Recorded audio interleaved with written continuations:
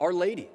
Because after the graces accorded to Christ, the next highest graces are accorded to her.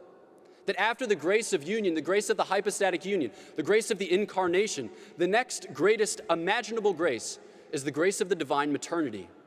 That Our Lady bore our Lord in her womb and in her heart. So, okay, Father Gregory, I thought you said you're trying to defend against the accusation that Our Lady is an idol, and now you have just heaped praise upon her. You have just extolled her to the heavens. How are you going to extricate yourself from this difficulty? Another excellent question. Here we go.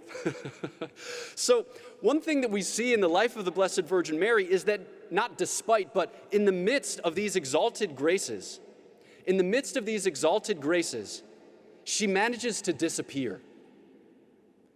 Even with these exalted graces, what comes forth most powerfully and forcefully are the graces of our Lord Jesus Christ. And we can think of the graces of her life, which we enshrine in various dogmas. The Immaculate Conception, the fact that, as George Bernano said, Mary is younger than sin, or her perpetual virginity, that she is kept pure and spotless by her bridegroom God, or her assumption that God does not permit his beloved to know corruption. It's incredible. The graces accorded to her, which follow upon the divine maternity or prepare for the divine maternity, are incredible. And yet, in her life and in her ministry, we see that she, practically speaking, disappears, always promoting our Lord Jesus Christ. Now, you can think of this disappearing act at various points in the gospel. Perhaps, at the Annunciation, when we hear those words from her lips that, "May it be done unto me according to thy word," or in the public ministry, that she ceases to speak after the second chapter of the Gospel of John, and that she's unattended despite her expressed desires to visit with our Lord. But I think that we see it most evidently in the Lord's passion and in its unfolding.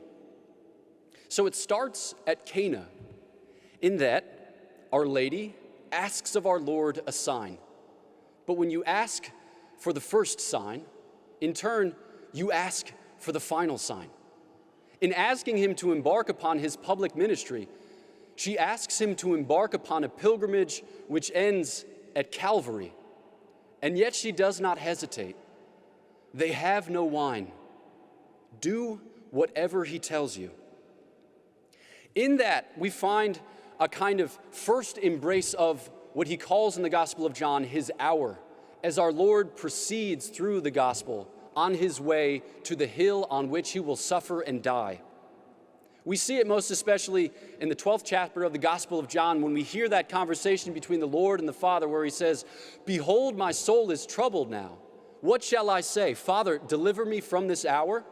No, for it was for this hour that I was born, that I have come. Father, glorify thy name." So Our Lady's yes at the miracle of the wedding feast of Cana becomes a kind of icon through which we are prepared and through which we can appreciate our Lord's yes throughout the whole course of his life, but most especially at the threshold of his passion.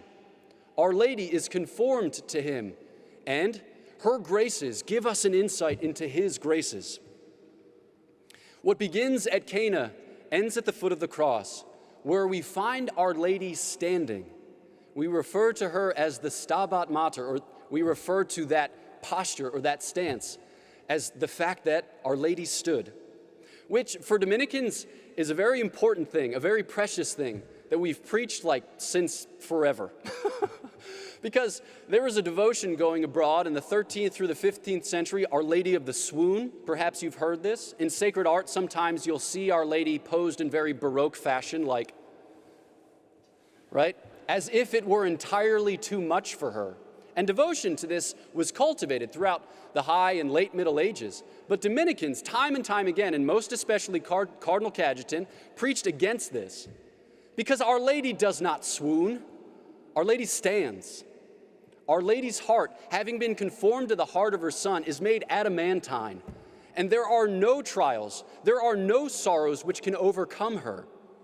Because in him and in her, we have the source and the testimony that this life is possible. She reveals to us the graces accorded to her Son and the graces which issue from her Son into our lives. Our Lady is conformed to our Lord in his life and in his death. So, like a good icon, Our Lady disappears as our gaze passes through her and unto him. She reveals well the mystery which lies at the core of her being. She puts her Son in better relief. She is the one in whom and through whom we behold our redemption, a window unto heaven, not an idol, but an icon.